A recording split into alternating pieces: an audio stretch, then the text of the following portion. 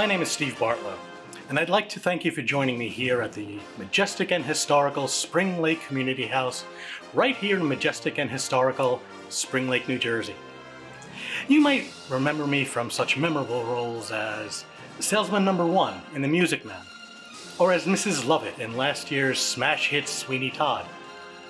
Well, this spring, I'm thrilled to be part of Spring Lake Theatre Company's production of Spamalot, the hilarious hit musical play based on the hilarious hit film Monty Python and the Holy Grail.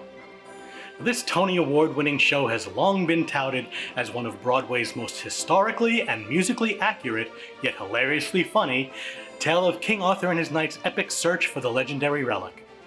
It's an evening of song, dance, and laughter and death that you will surely not want to miss. So join us beginning March 20th for our special all-female cast production of Spamalot, the hit Monty Python musical. It promises to be a night at the It promises to be a night